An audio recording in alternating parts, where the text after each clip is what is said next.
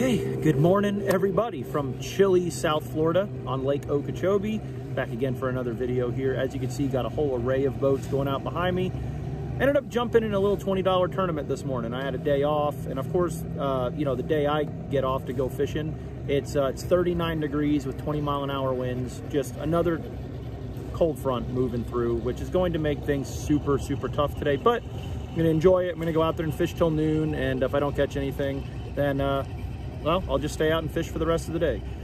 So just to kind of give you guys a little bit of a backtrack here, you know, a lot of you probably know the Toyota series, the MLF Toyota series was just here last week, and the weights were very low. You know, leading into the tournament, those guys had a very tough practice. We had 2 nights down here that were in the high 20s. I mean, ice all over the boats and everything, and I know that's not a big deal to most of you, but for down here, we get like 1 or 2 nights a year like that every winter, if that. So what did that do? That just plummeted that water temp, which made things extremely tough. I think the first day of practice, of official practice for those guys, the water was in like the high 40s in some areas. So for those of you that don't know, if the water hits in the high 50s, it's almost worth not even going fishing out here on Okeechobee. Sorry, my GoPro is turning off there. So you can imagine, I mean, those fish were just totally shut down. A lot of guys were fishing for, you know, 10 hours a day, getting a bite or 2 if they were lucky. It only took about 50 pounds over the course of 3 days to win the event. You know, and leading up to the tournament, I would have said it would have taken 75. But, you know, things got really tough. A good friend of mine, Nicholas Hoyning, who was actually staying at my house for the event, ended up placing second. Lost by 9 ounces, which kind of sucked. But hey, a second place finish against all, you know, 274 other boats, you cannot complain about that. Got an awesome check, just awesome, you know, it's just a great, you know, finish after a hard week of fishing. His weight's constantly improved every day, so he fished the most consistent, fished clean, and got it done. So shout out to Nick. And after the tournament was over, we had a couple of warm days here this week, and now today we've got another front which is dropping that water temp severely. It rained, it was gloomy all day yesterday, so the water temp was already dropping, and now this is just gonna put a dagger or a nail in the coffin. I mean, it's gonna suck today, I would think. But I've got a day off. I had a last minute cancellation, decided I wanted to go fishing, drove up here to the north end, and there was a whole array of boats, and I asked what they were doing. $20, they call it the old man tournament. I fished it before. For 20 bucks, take my money. So I'm not really on anything. We're just gonna go looking, and I'm gonna take you guys through the whole process. I did pick up a new chatterbait rod, a new arc glass rod that I'm super excited about. I think a chatterbait's gonna play a lot today with the cold weather. We're gonna see, probably that and a swim bait if I had to take a guess. So I don't know. We're going to go out here and get after it. So stay tuned.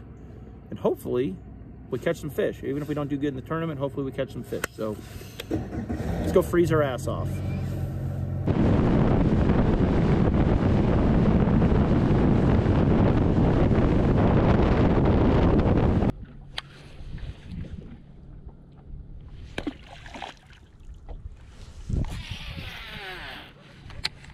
So in my opinion, what you're looking for in a good chatterbait rod, especially when it comes to fishing down here in Florida or any heavy grass, really, it's really kind of a, you know, a niche deal. I mean, it is really one of the few applications where I think your gear is, you know, super important. And for out here, in my opinion, you know, I fish mine on 20-pound fluoro 100% of the time. Even if I'm in really thick stuff, if I'm in real thick stuff, I tend to just throw a swim jig as opposed to a chatterbait or vibrating jig, whatever you want to call it, and that I strictly throw on braid. But for a vibrating jig like this, you want something that's soft enough to let that fish load up on the bait. You know, we always joke around about, you know, feeling too much. You know, if you get the you know, even with this rod, I'm sure, but you get really dialed into your bait, you'll actually feel the fish before he eats the bait, if that makes sense. You'll get so in tune with that vibration and that cadence of that chatterbait that when that fish comes up behind the chatterbait, they'll come up so fast that it disrupts the water, and your chatterbait, for, you know, it feels like a second, but a blink of an eye will stop vibrating and then tap and it'll load up.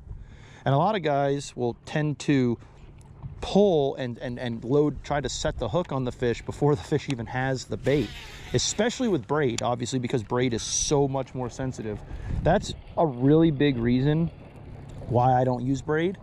You almost feel too much. Me and Kelly were talking about that. You feel too much, you get a little antsy.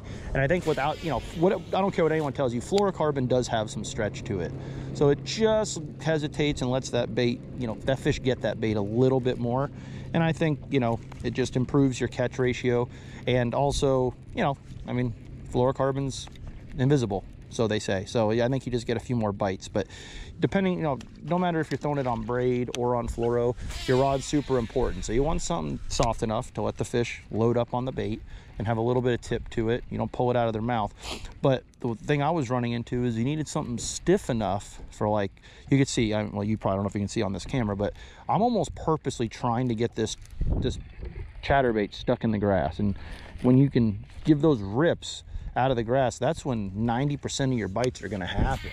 But if your rod's too soft, you're going to be ripping and ripping and ripping, and you're going to wear yourself out, and you're going to get it to the boat, and it's still going to have eelgrass or hydrill or whatever you're fishing on it. You know, that's why I got the heavy action. So when I get it stuck, it's just it's stiff enough and got enough ass to it that when I snap that rod, it's going to clear that bait of any grass that's on there. I throw mine on a 6 to 1 reel. A lot of guys throw it on a 7. I like a gear ratio that's real, you know, that I consider low.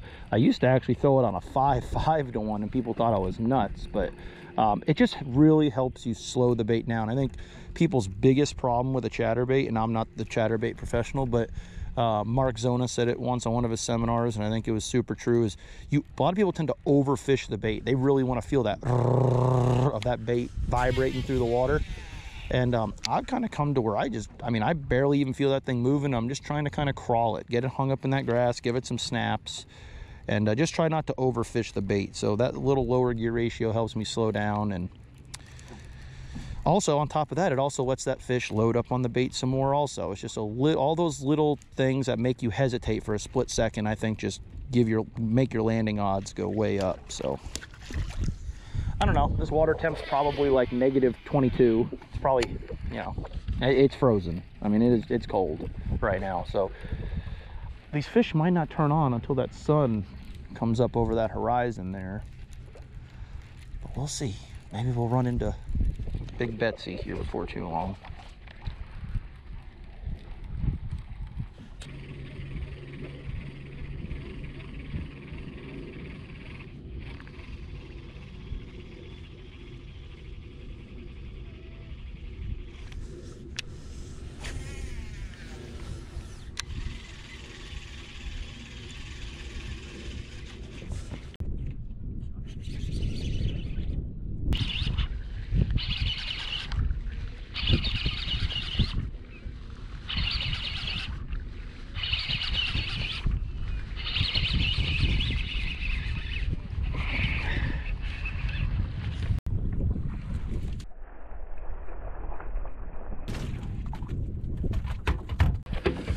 It's not nearly as big as I thought he was, but he's fat and he's a bite. Bite number 1 of the morning. I thought it was like an 8-pounder. All right, cleaned up the mess, retied. Hope you guys could see that bite. I mean, she just came flying in for it, and when she crushed it, she just looked like a damn, I mean, she just looks so big. Probably only realistically like 3-something pounds, maybe close to 4, but holy crap. But it's a bite, so. So important when you're using this bait, just throwing a gambler big easy. And I was going back and forth between staying with this or downsizing to the easy swimmer with it being so cold. But a big part of me just doesn't think it really matters, but sometimes it does, I guess. I don't know, but anyway, just to keep your eyes open for any kind of disturbance on the water anywhere around you. I mean, that fish, I saw him coming from 5-6 feet away, and you know, I was able to kill the bait and let him catch up to it. And you know, he doesn't hit it on a while you're swimming it. You could take your time, feel the bite. When that fish hits the bait, there's no tension, doesn't feel any resistance. They're more amped to swallow the thing. So, and yeah, as you saw, I mean, that fish was barely, I don't know if you guys saw it, but I mean, barely hooked. I just straightened that hook out, but I didn't get a full penetration with the hook for some reason. So it just, you know, torqued the hook. But we got her in the boat. So see if we can get a few more of them. Yeah, I know a lot of people went over there, but apparently there's, you know, obviously the fish are still there, but I don't know. What's the water? What's the water temp? 60. Holy shit, it's dropping like a rock. Maybe it'll warm up with the sun now. Yeah. Maybe. All right, well, good luck. All right, talk to you later. Bye. See ya.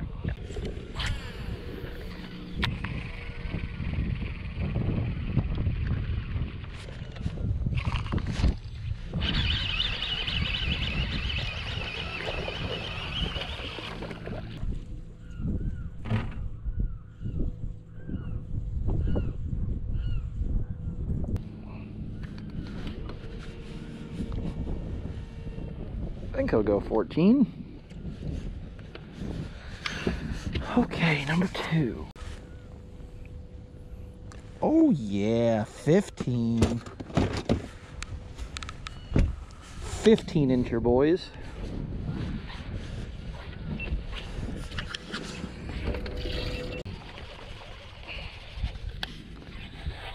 Give you guys a mid-morning update. Still only 2 fish, made a little move. Trying somewhere where I know it's had a lot of fish. I just haven't really been fishing in here. Water looks good. Not as many boats right here as I thought. I could see the community hole though is slammed. We might go up there and join them here in just a little bit, but trying to just try to find something just a little bit off the beaten path. I don't know what this water temp is, but I know it's cold, and really what I'm doing out here is throwing a chatterbait, dragging a creature bait or a worm around. But you come across an area like this where you're casting a wind in more or less open water, and you find just a big old reed head like this. This is a good place where a real big one will just come stage up, or a reed head this size, you know, 5 or 6 giants. So always a good idea to flip it. So see if we get bit. We'll keep chucking and winding and probably make another move. So it took almost 19 pounds to win the Derby, and I only had those 3 fish, so that's that. I just totally sucked this morning, but it's getting a lot warmer. The wind's starting to die. As I say that, it starts to blow again, but it's starting to slack off a little bit. The sun is just beaming. I don't know what it is. It's got to be in the 70s something, and it was in the like I said, the high 30s this morning. So it's definitely warming up. I know this water temp's going to start rising, and I've got the rest of the day, so I'm going to use it to my advantage and just try to figure something out. It should get better the later we get in the day. At least that's what I'm assuming, but who knows. In a fairly popular area right now, just going to try and figure something out in here. I don't spend much time in this area, but I know there's some fish swimming around, so probably going to start hucking this chatterbait around again, and then might do some flipping. I don't know. We'll see what happens, so we'll see.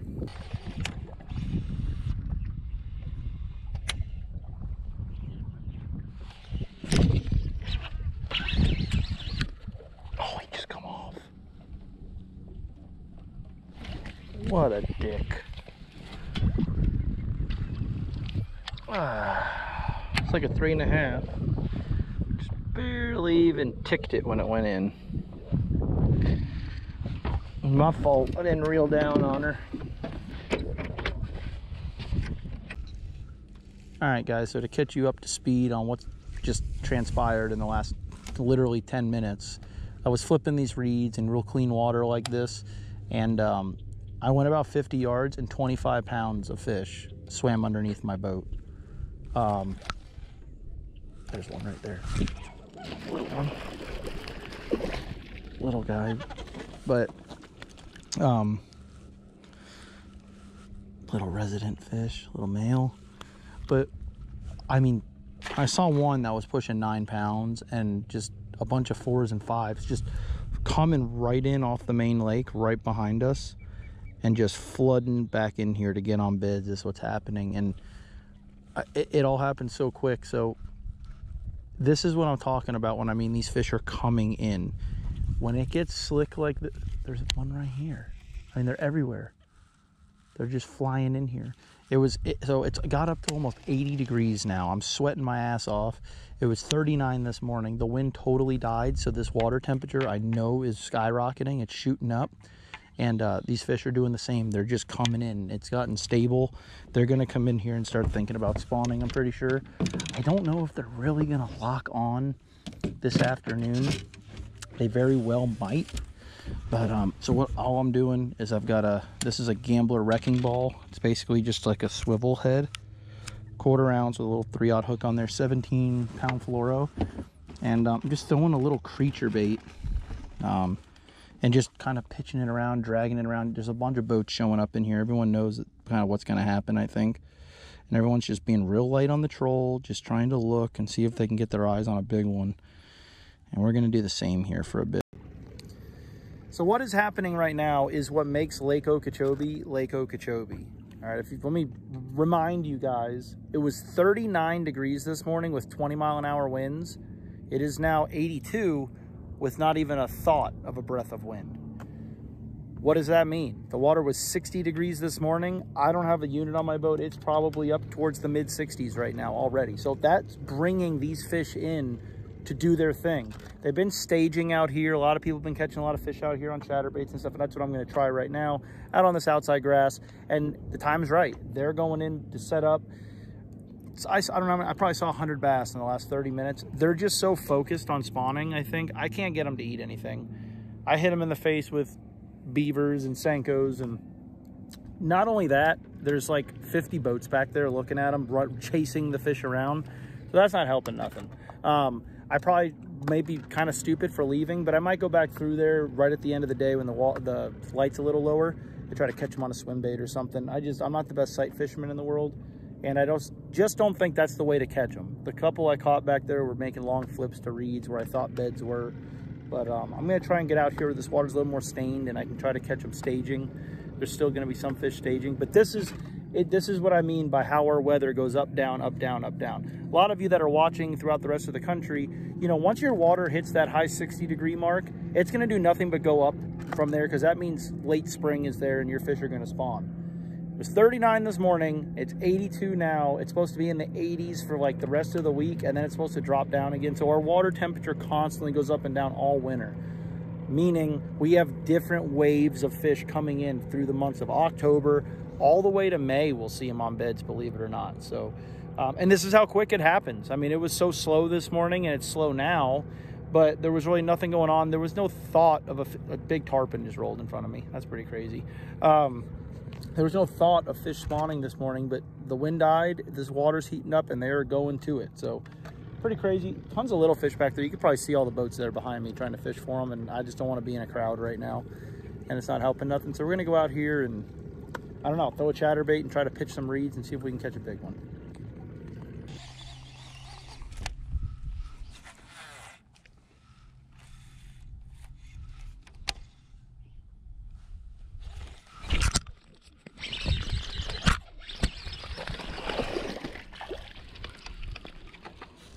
Just like that. Look how fat that fish is. I flipped in there and the reed shook. I just thought she was going to be bigger than that.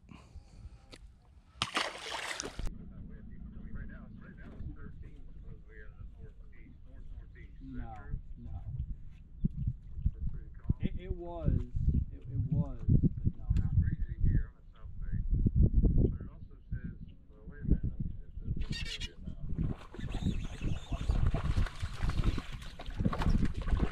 you catch one? I did.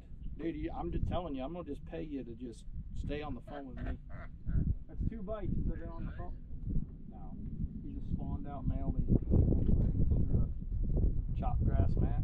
It's saying 10 mile an hour to north-northeast. That's here in South Bay. Well, I'm in flooding back here to spawn. Like I'm looking at like, oh my God, I got a fish. Oh my God, hold on, babe. Oh, come on. Oh, are you there? I lost one on a beaver. But yeah. I'm gonna try and keep it, you know, as real as I can with you guys, and even show the slow days, because at the end of the day, there's a lot more days like today than there are.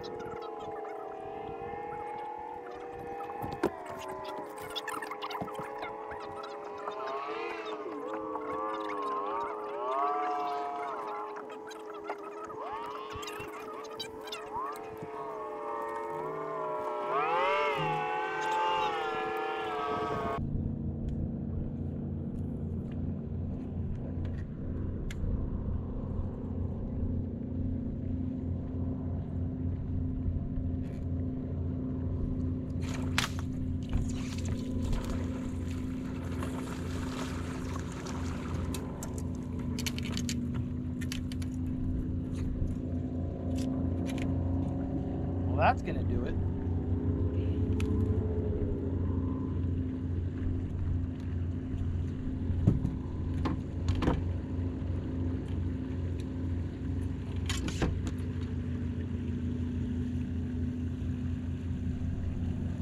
I think that's a key sign to go home.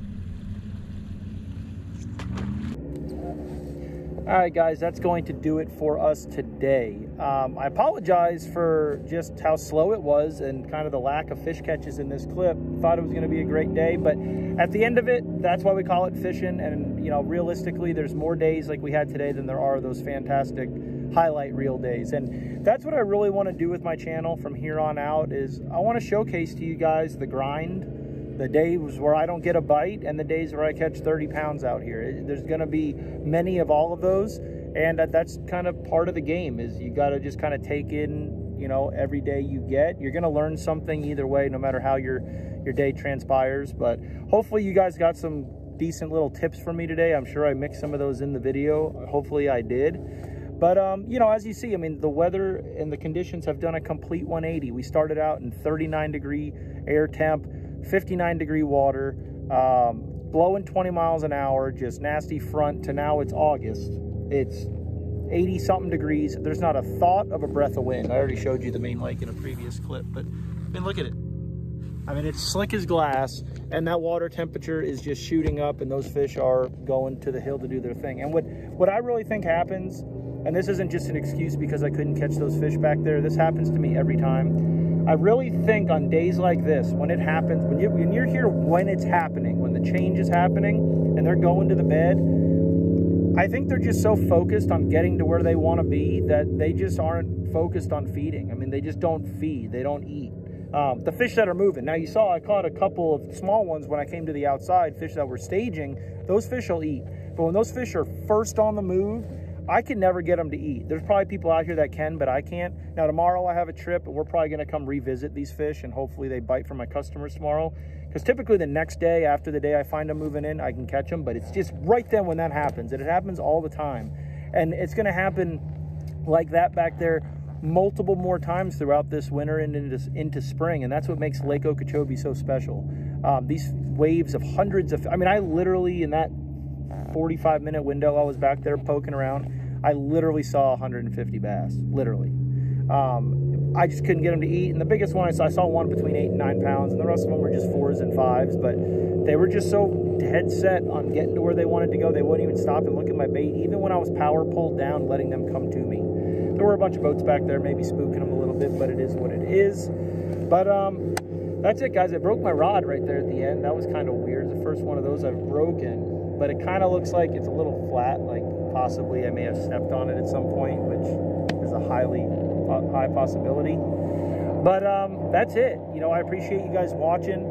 I'm sorry it was a grind, but like I said, I really do want to just start showcasing the good, the bad, just every type of day you can have out here, because I think YouTubers, and you know, I think everyone just wants to see the highlight reel, and people are really bad about just posting the highlight reel and not showing what it takes to get there.